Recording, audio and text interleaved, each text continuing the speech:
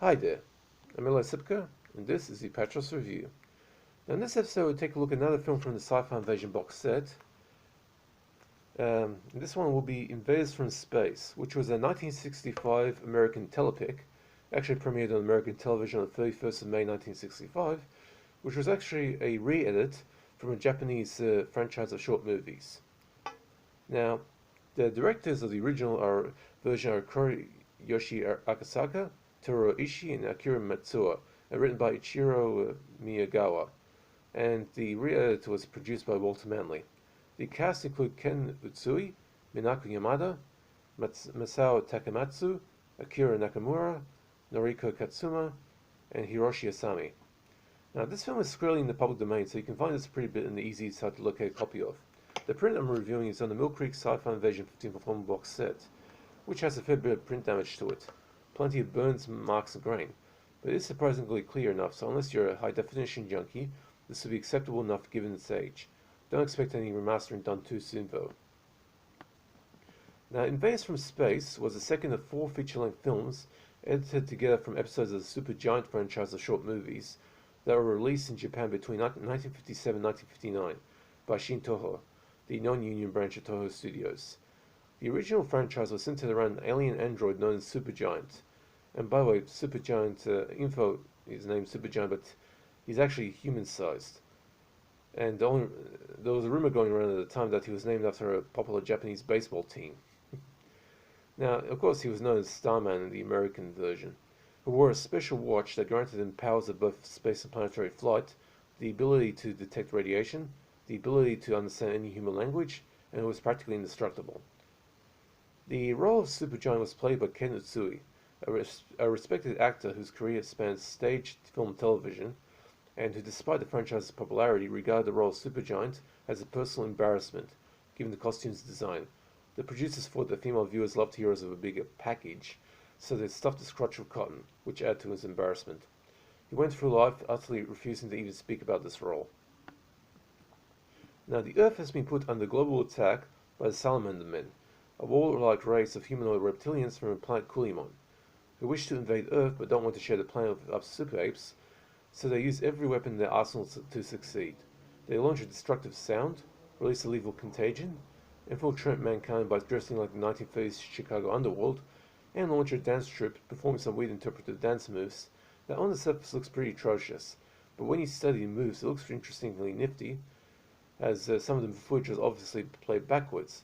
Although the manner in which the dancers are moving across the stage, it's not immediately apparent, as the moves honestly look like they're moving that direction naturally. The aliens of the Emerald Planet, a peaceful race of robots, realize that any radiation that befalls Earth's destruction would hit their world as well, and out of self-preservation they send one of their best operatives, a human-like android named Starman, or at least in the English language dub he's known as Starman, and the Japanese original he's named Supergiant. Armed with his cool watch that grants some additional powers, besides natural resilience, to Earth to give the Salamander Men a good kick up their scaly asses. He's there to kick names and take asses. Wait a minute. Now, Invaders from Space was pretty schizophrenic in its plotting, as this is the case in most telepics edited from multiple episodes, but this installment of the Americanized dubbed telepic series is generally regarded as the best of the bunch. The Salamander Men are, by the standards of the late 1950s and early 1960s, an awesome iteration of your typical James Bond villain, Japanese style. When they attempt to blend in with humans, they dress like the typical 1930s members of the Chicago branch of the Legitimate Businessmen Social Club, only wearing corona masks to hide their face, which look like the Joker crossbeard of a lizard. By the way, their grins are obviously just facial makeup paint, but because the actor early on in the film is lit from a certain angle in front of him that makes the folds in his face light up to make the grin look more like scar tissue, to a rather interestingly ghoulish effect. When they do reveal their true nature, their full-length bodysuits with facial furniture are crazy impressive, although a recurring theme in this show being that their bodysuits, along with Starman's costume, are designed in such a way that exposes their butt cleavage, and the hand-to-hand combat being a work of pure art, with falls being reversed to look like super jumps, fist fights having more gymnastics than a typical American high school gym, what with all the flips and somersaults. Many viewers will find the kids in these sorts of films annoying, but a more charitable person like myself will find them charmingly cute. Remember, these films are made for family viewing, and kids are an important part of that demographic. They need the kids in there to relate to the kids in the audience. The female salamander definitely is creepy as hell enough to give sensitive kids nightmares every time they see a nun, and the instrument panels in the salamander's spaceship during the climax are comprised of shadows and light effects projected on the canvas sheets, an appealingly inventive use of limited resources.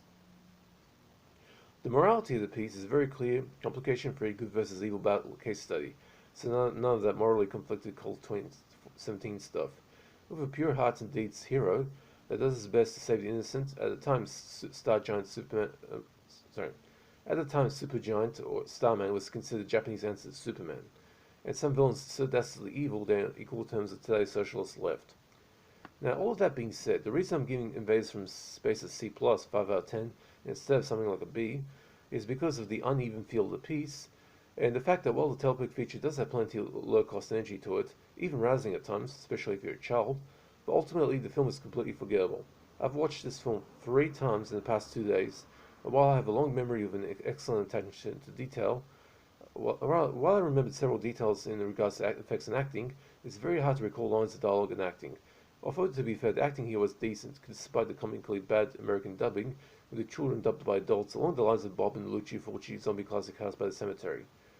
Most of the film is eminently forgettable, unless you watch the film at least thrice like I have. So I regard it as passable at best. In order to qualify as solid, you have to at least remember a good deal of the film you watched. So passable it is.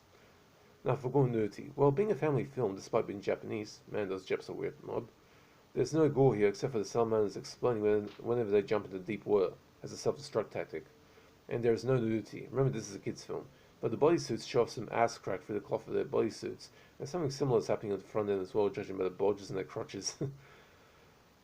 Now, this is available in the public domain, and I can confirm that the print of this is on the Sci-Fi Invasion Filthy Film box set from Milk Creek. So, Invaders of Space gets a C+, 5 out of 10. It's passable. Okay, that's it for this review. Now, I don't do any requests, but if you have any questions about films or DVDs in general, just hit me up in the comment section. I'll be happy to answer. Hope you guys are staying safe, and that's it for this review. See ya.